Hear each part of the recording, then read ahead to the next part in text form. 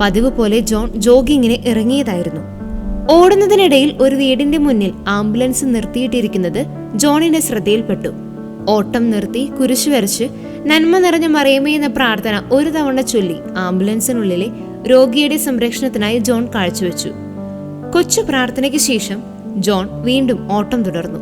ഒരു ദിവസം ജോലി കഴിഞ്ഞ് ജോൺ തിരിച്ചു വരുമ്പോൾ അതേ വീടിന്റെ മുന്നിൽ വീണ്ടും ആംബുലൻസ് നിർത്തിയിട്ടിരിക്കുന്നതായി കണ്ടു.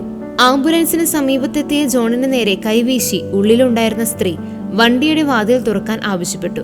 ജോണിനെ കണ്ടയുടനെ ആ സ്ത്രീ നന്ദിയും താങ്കൾ എന്റെ ജീവൻ രക്ഷിച്ചു എന്ന് പറഞ്ഞു. ഞാൻ എങ്ങനെയാണ് തങ്ങളുടെ ജീവൻ രക്ഷിച്ചത് എന്ന് ആകാംക്ഷയോടെ ജോൺ ആ സ്ത്രീയോട് ചോദിച്ചു.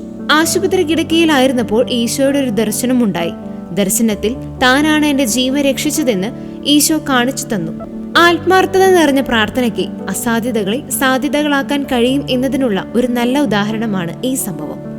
ഒരു നന്മ നിറഞ്ഞ മറിയത്തിന് ഇത്രമാത്രം ശക്തിയുണ്ടെങ്കിൽ ഒരു ജപമാല പ്രാർത്ഥനയിലൂടെ 50 നന്മ നിറഞ്ഞ മറിയമേ എന്ന പ്രാർത്ഥനകൾക്ക് എത്ര അത്ഭുതങ്ങൾ പ്രവർത്തിക്കാൻ സാധിക്കും. ഏതാപത്തിലും എല്ലാ പ്രവർത്തനങ്ങളിലും സഹായിക്കാൻ നിങ്ങൾ അമ്മയെ സമീപിക്കുക എന്നാണ് ഒരിക്കൽ നന്മ നിറഞ്ഞ മറിയമേ എന്ന പ്രാർത്ഥനയെ പറ്റി മാത്രം 40 ദിവസം പ്രസംഗിച്ച വിശുദ്ധ തോമസ് അക്വിനാസ് പറഞ്ഞത്.